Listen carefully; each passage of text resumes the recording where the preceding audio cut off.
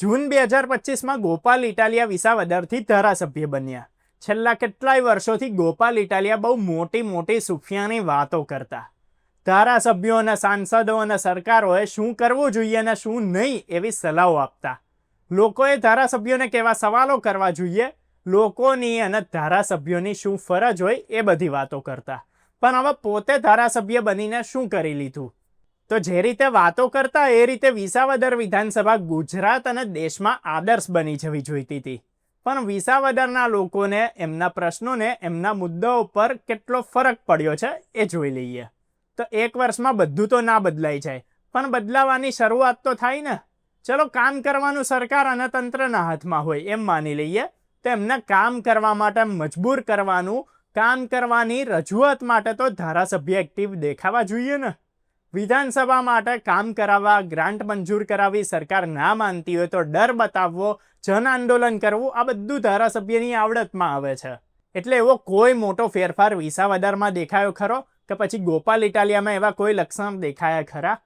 દર મહિને જિલ્લાની સંકલન સમિતિની બેઠક હોય, એમાં જિલ્લાની દરેક વિધાનસભાના મુદ્દાઓની, તકલીફોની રજૂઆત કલેક્ટરને કરવામાં આવે અને આગળ કરેલી રજૂઆત પર શું પ્રોગ્રેસ થઈ એનો જવાબ પણ માંગી શકાય.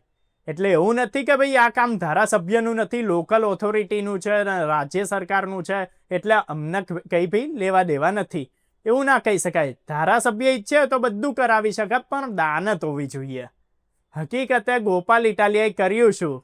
તો સીન સપાટા પબ્લિસિટી, દેખાડા અને પર્સનલ દુકાન ચલાવવાની.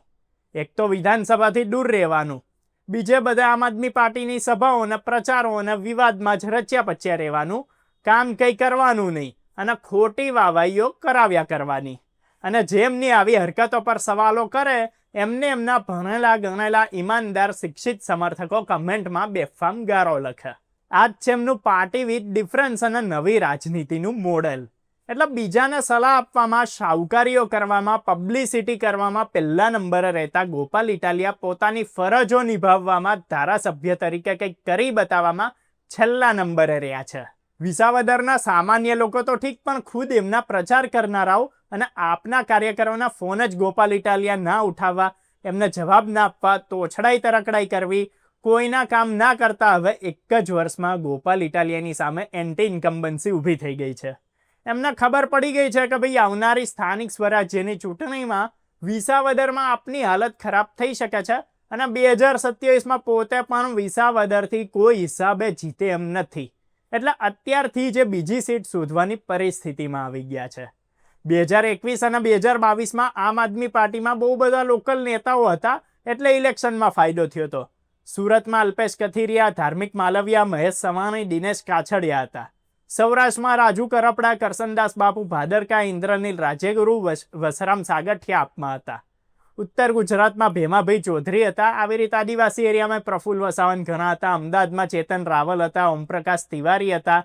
સૌરાષ્ટ્ર સુરતમાં કેટલાય તો ભાઈ પાટીદાર આંદોલનના છોકરાઓ હતા કે જે વ્યક્તિગત રીતે મજબૂત ને મોટી ટીમવાળા હતા. એ બધા પછી ભાજપમાં જતા રહ્યા.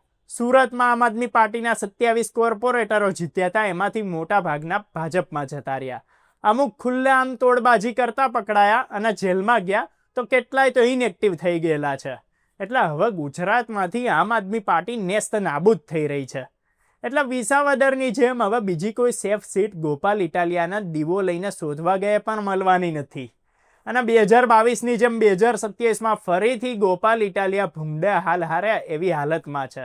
એટલે હવે આવનારા સમયમાં ગોપાલ ઇટાલિયા પોતાનું રાજકીય કરિયર બચાવવા માટે ભાજપમાં જાય છે કે નવી સીટ શોધે છે એ જોવાનું રહ્યું. આવા જ વિડીયોઝ જોતા રહેવા માટે ફોલો કરો, સબસ્ક્રાઇબ કરો અર્બન ગુજરાતી.